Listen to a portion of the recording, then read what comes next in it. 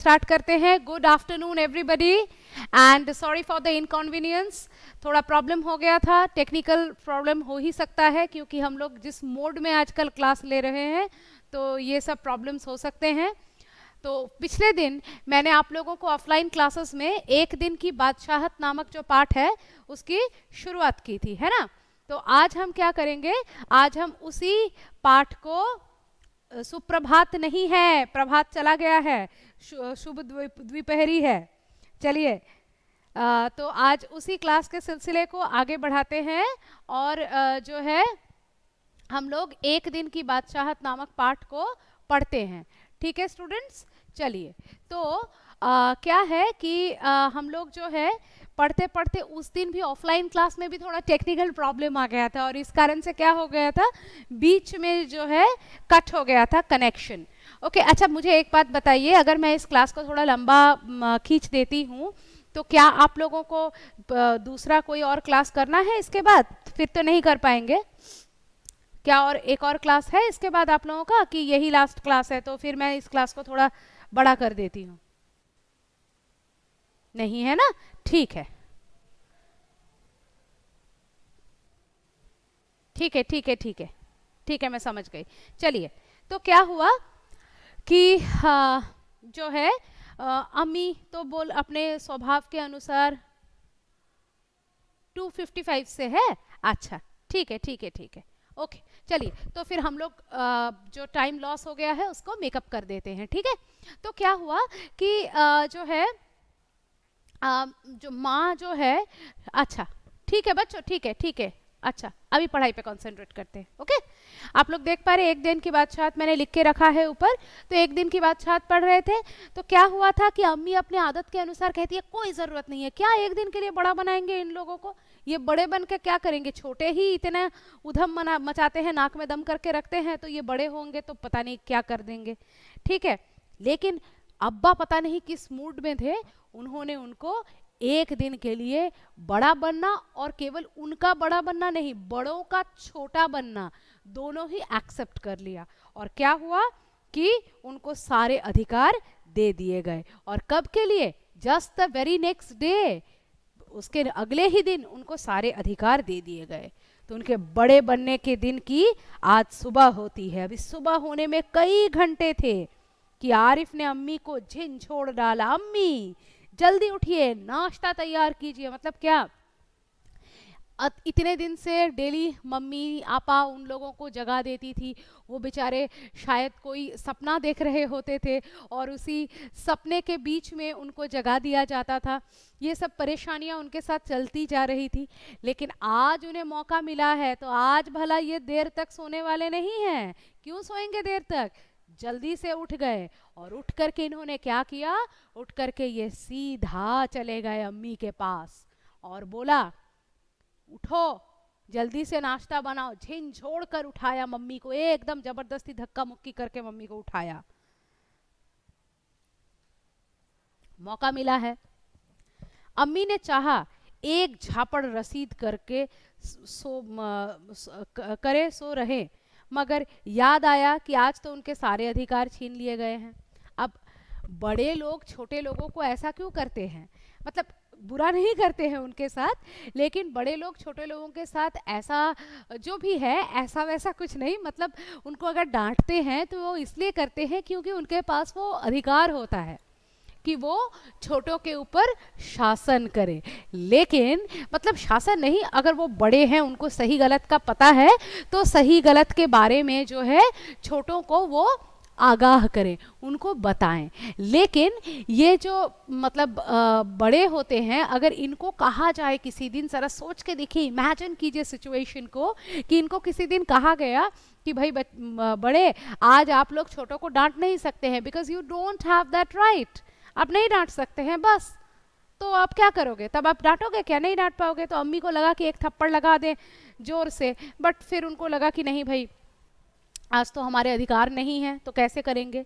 फिर दीदी ने सुबह की नमाज पढ़ने के बाद, दादी ने सुबह की नमाज पढ़ने के बाद दवाएं खाना और बादाम का हरीरा पीना शुरू किया.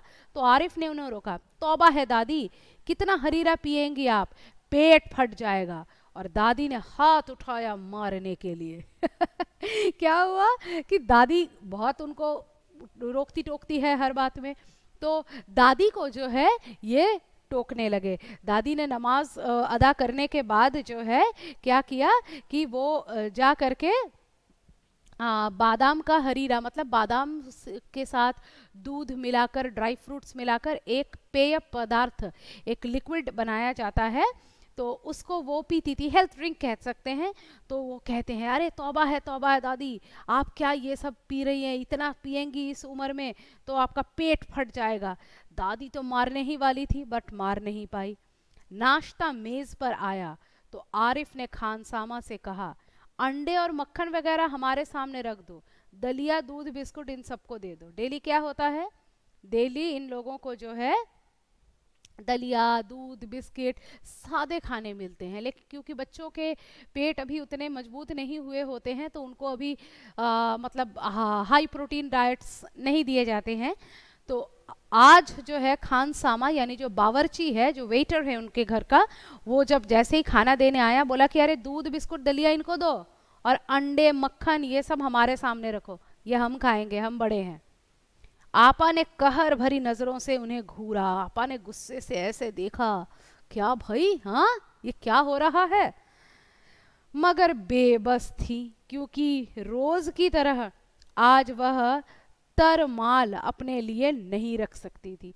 बेबस थी, आज तो वो कुछ नहीं कर सकती थी क्योंकि डेली वो जिस तरह से तरमाल यानी कि जो सबसे बेस्ट थिंग है उस बेस्ट थिंग को अपने पास रखती थी, आज तो वो नहीं रख पाएंगी बेस्ट थिंग को अपने पास, क्योंकि ये जो बेस्ट थिंग है ये तो आज इन्हीं के लिए है, बच्चों के लिए। सब खाने बैठे। आपा मतलब बेटा पिछले क्लास में मैंने बताया था, आपा मतलब बड़ी बहन, ठीक है। अच्छा, तो उसके बाद क्या है कि सब खाने बैठे तो सलीम ने अम्मी को टोका, अम्मी जरा अपने दांत देखिए, पान खाने से कितने गंदे हो रहे हैं। मैं तो दांत मान चुकी हूँ। अम्मी ने टालना चाहा, नहीं चलिए उठिए।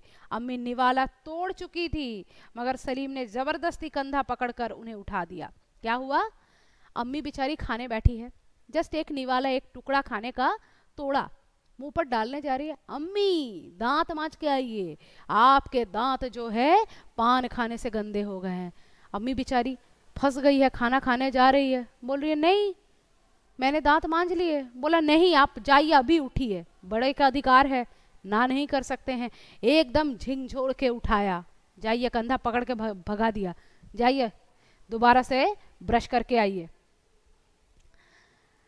अम्मी को गुसल खाने में जाते देख सब हंस पड़े। अम्मी जैसे ही गुसल खाने यानी कि वॉशरूम की तरफ जाने लगी, सब हंसने लग गए, जैसे रोज सलीम को जबरदस्ती भगा के हंसते थे। क्यों किया उन्होंने ऐसा, क्योंकि सलीम और आरिफ जो दो बच्चे थे उनमें से सलीम को डेली ऐसा किया जाता था, बेचारा खाने बैठता था तब उसको ब्रश करवाने भेजा जाता था, तो उसने आज बदला ले लिया। फिर अब अब्बा की तरफ मुड़ा, वह अब्बा की तरफ मुड़ा, जरा अब्बा को की गत देखिए, बाल बढ़े हुए, शेव नहीं की, कल कपड़े पहने थे और आज इतने मैले कर डाले। आखिर अब्बा के लिए कितने कपड़े बनवाए जाएं। अभी मम्मी हो गई, दीदी हो गई, दादी जी हो गई, अब कौन है, अब पापा की तरफ मुड़े, अब्बा की तरफ मुड़े, बोला आप अपने गत देखिए, आप अपना स्टाइल देखिए, आपका हेयर देखिए, शेव नहीं किया है, पता नहीं कितने दिन कितने डर्टी से अनटाइडी से लग रहे हैं, और ड्रेस देखिए अपना, कल ही ये वाला कपड़ा पहन के आप पहली बार जा रहे थे और आज सेकंड डे है, इतना मैला कर लिया, कितने जोड़े कपड़े बनवाएंगे आपके लिए। समझ पा रहे हैं आप लोग, मतलब जैसे मम्मी पापा बच्चों को डांटते हैं ना, उनको शायद स्कूल यूनिफॉर्म गंदा कर दिया या कोई सिविल यूनिफॉर्म ही गंदा कर दिए, तो जैसे उनको बोला जाता है वो बदला निकाल रहे हैं। ये सुनकर अब्बा का हंसते हंसते बुरा हाल हो गया। ये सुनकर अब्बा को बहुत हंसी उनकी छूट गई, हंसने लग गए क्योंकि ये एकदम परफेक्ट नकल उतार रहे थे, ठीक है। आज ये दोनों कैसी सही नकल उतार रहे हैं सबकी। मगर फिर अपने कपड़े देखकर वे सचमुच शर्मिंदा हो गए। पिताजी बोल रहे थे कि हाँ ये तो देखो कितना मतलब सही सही नकल उतार रहे हैं हम लोगों का, देखो आज।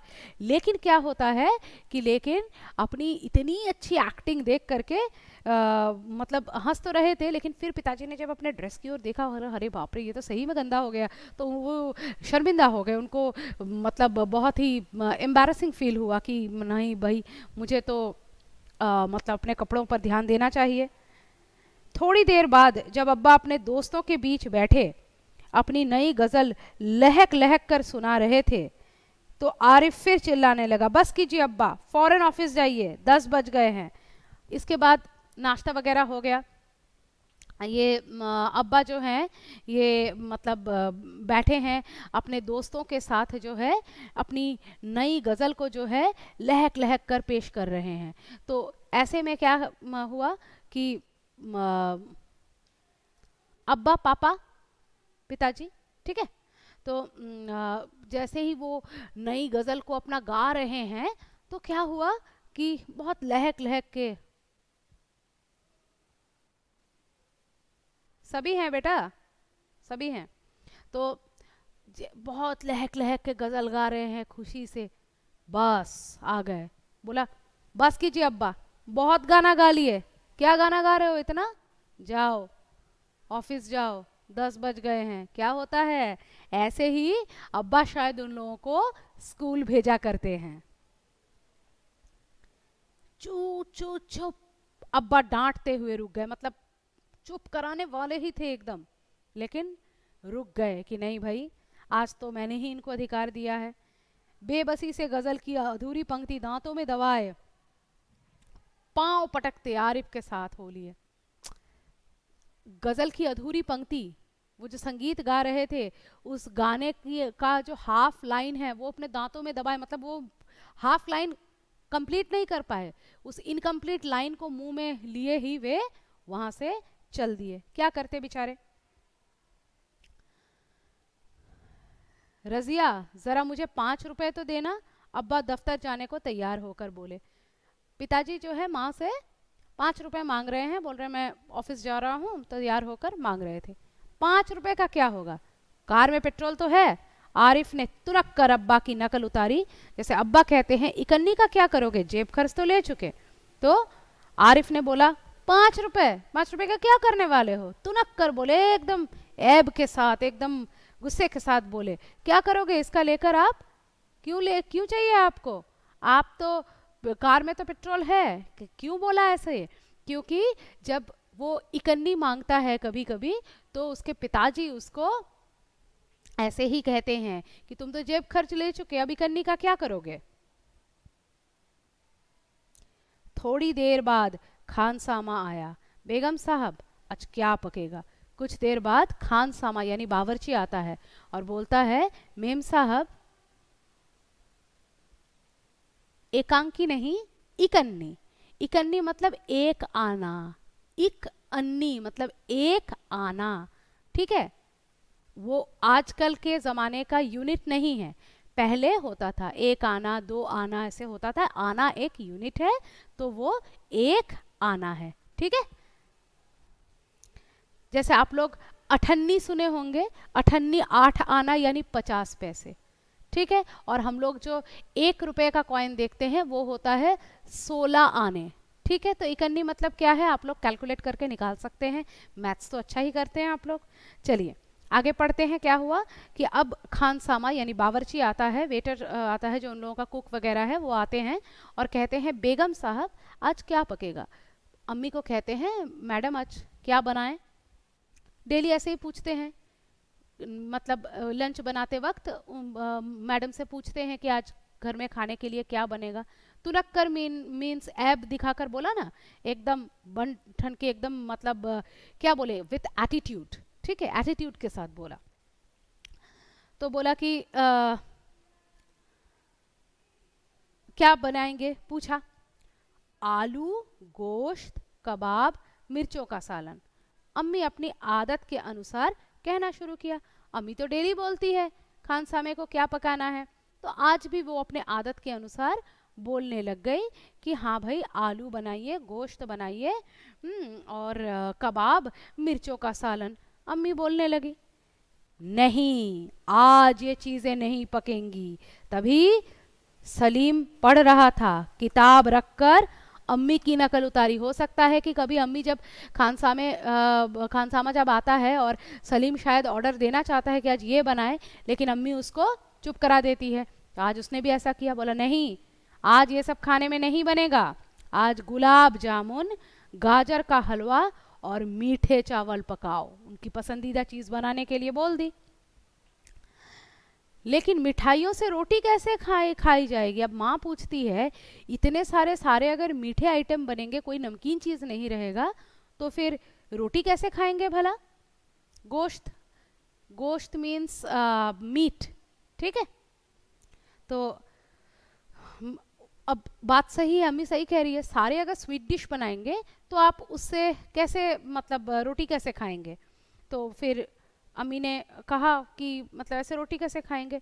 अम्मी किसी तरह सब्र ना कर सके, अम्मी को लगा अब तो मैं नहीं मतलब चुपचाप नहीं रह सकती, मुझे तो बोलना ही पड़ेगा। ओफो, नहीं, जैसे हम रोज मिर्चों के सालन से खाते हैं।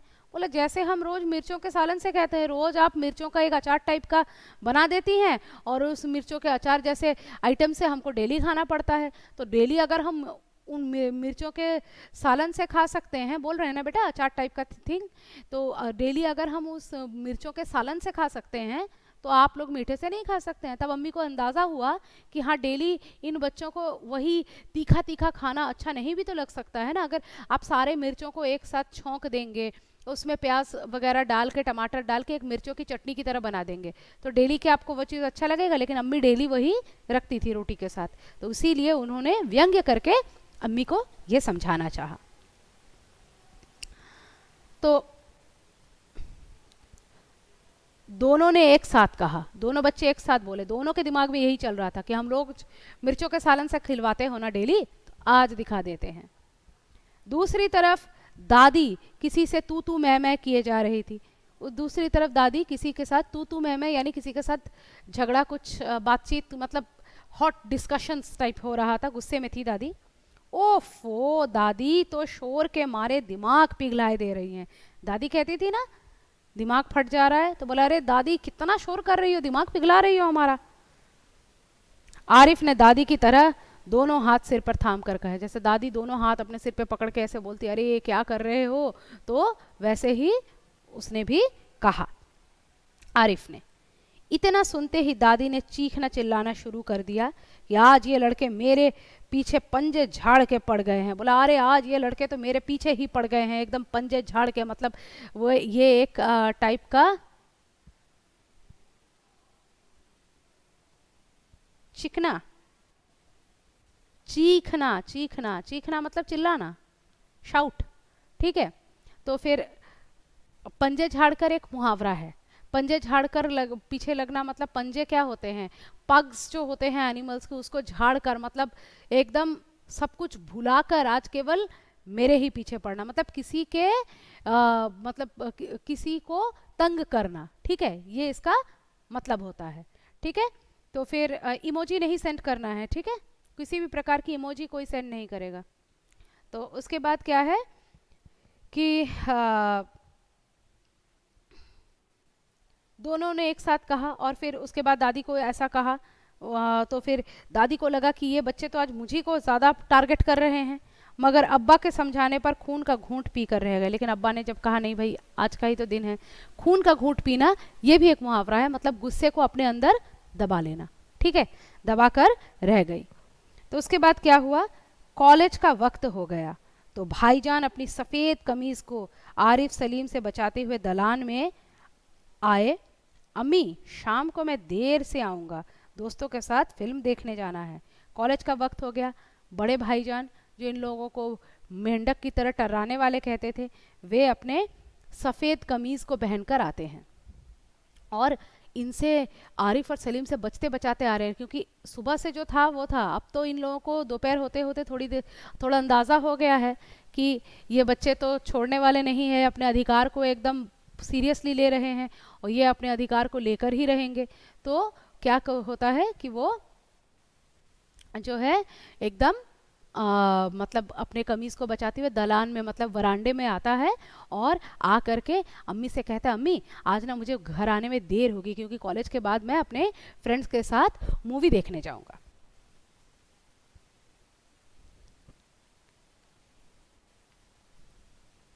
चलिए पेज टर्न कीजिए।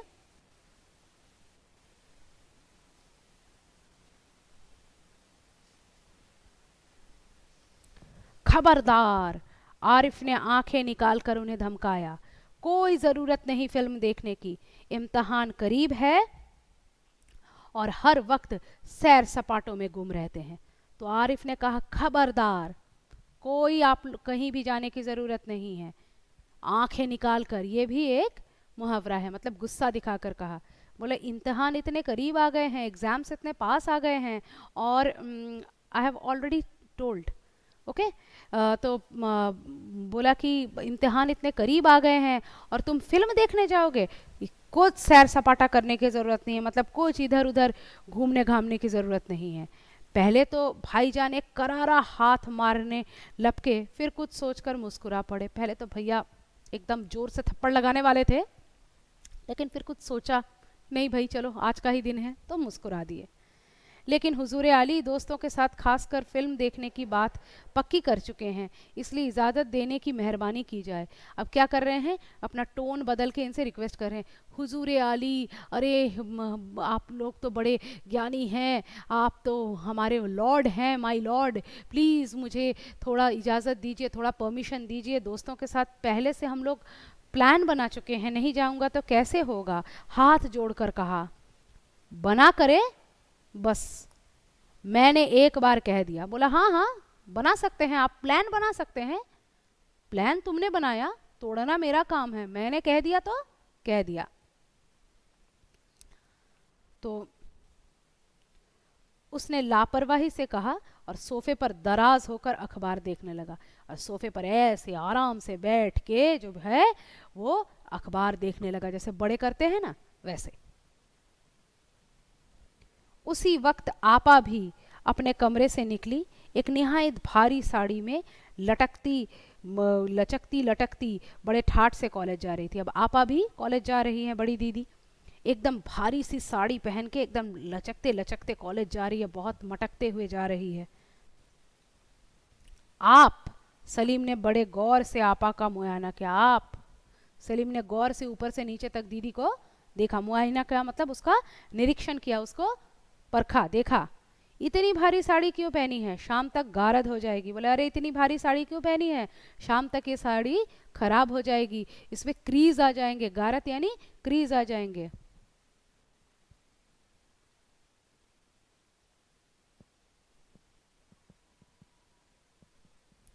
क्या बोल रहे हो, वे दिन भी क्या दिन थे, क्वेश्चन आंसर लिखा दिए हैं। बेटा वो वे दिन भी क्या दिन थे के क्वेश्चंस तो डिस्कस करके एग्जाम हो गए, अब वो आपका नहीं आएगा, वो अब आपके सिलेबस में नहीं है, क्यों आप उसको सोच रहे हो। पहले जो पढ़ा रहे हैं क्लास में बेटा उस पर कॉन्सेंट्रेट करो, मेरा भी कॉन्सेंट्रेशन ब्रेक होगा। अगर जैसे बाकी सब लोग पूछ रहे हैं वैसा अगर आपको कुछ क्वेश्चन पूछना है तो आप पूछिए, जो चैप्टर से रिलेटेड है, ये सब क्वेश्चन बाद में, ठीक है। और ये हो गया है बेटा, यह वे दिन भी क्या दिन है हमारा खत्म हो गया है, उसका एग्जाम हो गया है, तो है ना। Aarush, may be this is your technical problem, okay?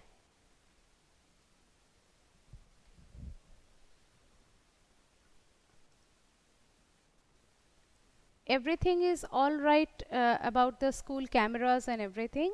I think this is your technical problem. Okay? चलिए मैं चैप्टर को ख़त्म कर देती हूँ, सुन लीजिए। तो उसके बाद क्या हुआ कि बोला कि शाम तक इस साड़ी पर पूरा क्रीज आ जाएगा, इस साड़ी को बदल कर जाइए। आज वह सफ़ेद वॉयल की साड़ी पहनना, बोला आज सफ़ेद एकदम वॉयल एक टाइप का फाइबर होता है, बोला कि आज वो सफ़ेद वाली साड़ी पहनना। अच्छा अच्छा, बहुत दे चुके हुक्म, आपा चिढ़ गई। बोला हाँ हाँ बहुत हुक्म दे दिया, चलो। तो चिढ़ गई, गुस्सा हो गई। हमारे कॉलेज में आज फंक्शन है, उन्होंने साड़ी की शिकनें दुरुस्त की, साड़ी के जो शिकन थे, जो प्लीट्स थे, उनको दुरुस्त करते हुए, ठीक करते हुए बोला, अरे हमारे कॉलेज में आज फंक्शन है। हाँ, दैट मतलब बेटा, दैट समझ नहीं पा रहे हैं, थोड़ा स्पेसिफाई करके बोलो बेटा। तो बोला कि हमारे कॉलेज में आज फंक्शन है। ठीक है, तो हमारे कॉलेज में फंक्शन है, इसलिए जो है हम मतलब ये सब साड़ी पहनकर जा रहे हैं। ठीक है, तो फंक्शन में तो हम अच्छी साड़ी ही पहन के जाएंगे। अपनी इतनी हुआ करे, मैं क्या कह रहा हूँ, सुना नहीं। दीदी उनको ऐसे ही करती है, वो कोई अच्छा ड्रेस पहन के कहीं जा रहे होते हैं, अच्छा ड्रेस खुलवा के उनको अपने पसंद का कोई पुराना सा ड्रेस पहनवा देते हैं। अच्छा, ठाट, हाँ ठाट मतलब एकदम बन ठन के, ठीक है, एकदम स्टाइल में, टशन में जा रहे थे, बजा रही थी दीदी। तो बच्चों ने क्या कहा, बच्चों ने कहा हुआ करे, फंक्शन है तो हुआ करे, मैं जो कह रहा हूँ वो सुना नहीं है, मतलब तुम्हारा जो है सो है, मुझे तुम्हारे से कोई मतलब नहीं है, मैंने जो कहा वही फाइनल है। तो अपनी इतनी अच्छी नकल देखकर आपा शर्मिंदा हो गई। आपा ऐसे ही करती हैं, आपा शर्मिंदा हो गई कि भाई ये तो मेरी अच्छी नकल उतार रहे हैं। आरिफ और सलीम को वो अपने मनपसंद उनके जो कमीज़ है उतरवा कर बेकार से कपड़े पहनने का हुक्म ऐसे ही देती है, मतलब आपा जुल्म ढाती हैं उनके ऊपर। Yesterday only I have told about the syllabus that I will spell out the syllabus when it is finalized. Right now, whichever chapter I am teaching, that is your syllabus. That has been told to you. So, please.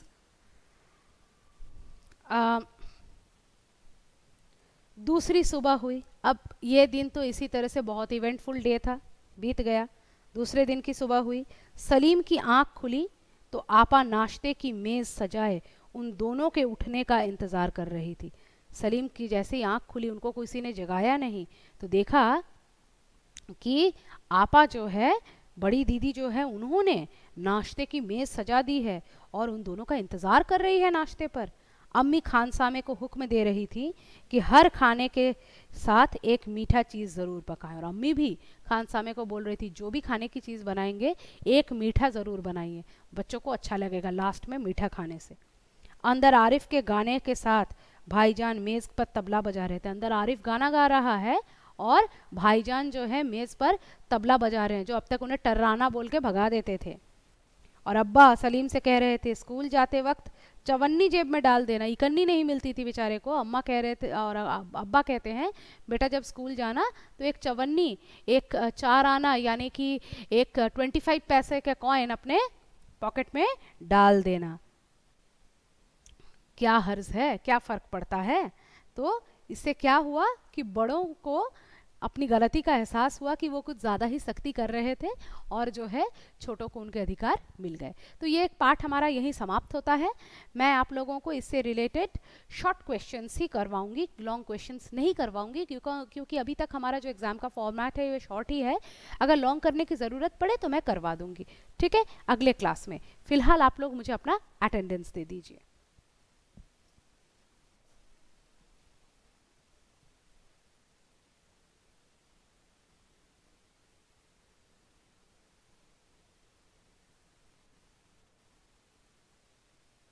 हाँ, असली लहक कौन है? लहक का मतलब मैं नहीं समझी बेटा, यहाँ पे लहक का क्या मतलब है? असली लेखक, असली लेखक कौन है? अच्छा अच्छा अच्छा अच्छा, एक सेकंड एक सेकंड एक सेकंड, मैं देख के बताती हूँ। एक मिनट, मुझे पहले नाम लिख लेने दीजिए।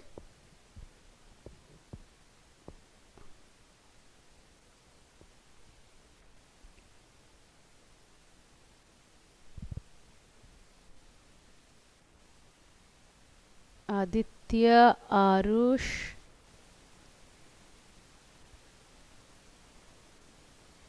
सौम्यजीत, कन्नन, जन्नत, रजत, और तो कोई नहीं है।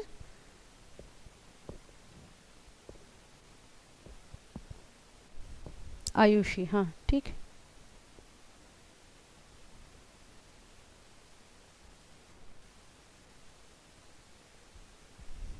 ठीक है, हाँ मैं लेखक के बारे में अभी बताती हूँ।